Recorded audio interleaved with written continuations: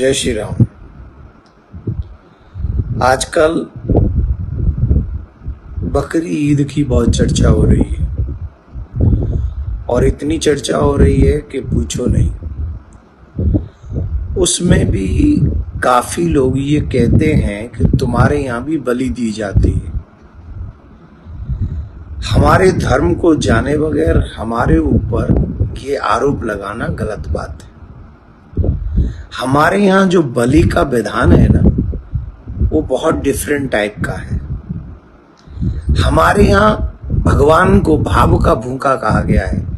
भावग्राही जनार्दना, भगवान भाव के भूखे हैं। हमारे यहाँ नारियल की बलि चढ़ जाती है, हमारे यहाँ सीताफल की बलि चढ़ जाती है, हमारे यहाँ किसी भी वस्तु पे आकार बना के उसकी बलि चढ़ा दी जाए उसे भी बलि मान लिया जाता है। एक और बात हम बता दें, जो बात लोग कुछ करते हैं, चाहे वो पशुपतिनाथ मंदिर की करते हो, चाहे एक माता जी का मंदिर है वहां की बात करते हो, तो अगर मंदिरों में भी आप जाके देखेंगे तो वहां पर भी आपने देखा होगा, मैंने स्वयं ने देखा है, कामाक्षा देवी के मंदिर में, पशुपतिनाथ के मंदिर में आप जाके देखिए, वहां पर आपको जीवित बकरे मिलेंगे। और जीवित बकरे का मतलब है कि मैंने अगर कोई मन्नत सोची है बलि दूंगा तो मैंने बकरा लिया और वहां छोड़ दिया, मैंने उसे काटा नहीं।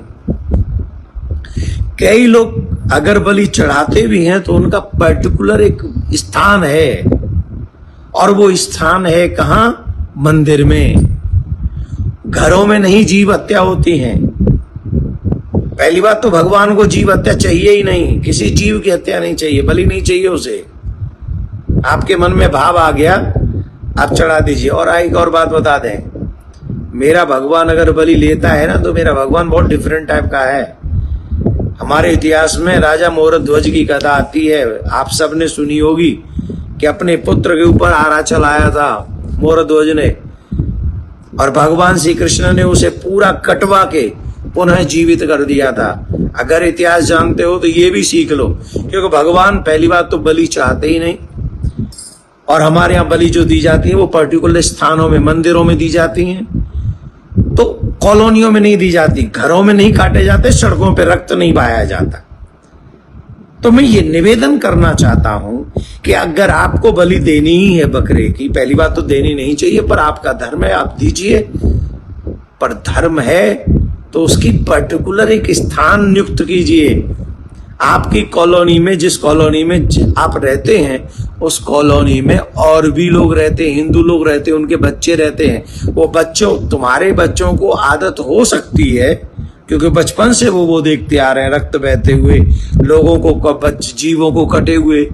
हमारे बच्चों को ये आदत नहीं होती, और उस रक्त को देखने के बाद जो हमारे बच्चों के माइंड पे जो साइड इफेक्ट पड़ता है, उसकी जिम्मेदारी कौन लेगा? प्रशासन लेगा, शासन लेगा, कि बलि देने वाला लेगा? इसे बहस मत करिए इस विषय पे। हम कहेंगे कि अगर आपको बलि देना आपके धर्म में है तो उसके लिए पर्टिकुलर एक स्थान नियुक्त होना चाहिए, ना वो किसी शहर में, ना वो किसी कॉलोनी में, और ना कहीं सड़क पे। किसी जीव की हत्या नहीं करनी चाहिए, बलि नहीं करनी चाहिए, ऐसा मेरा मानना है। और शायद ऐसा उन सब का मानना होगा जो एनिमल से भी प्रेम करते हैं। जय श्री राम।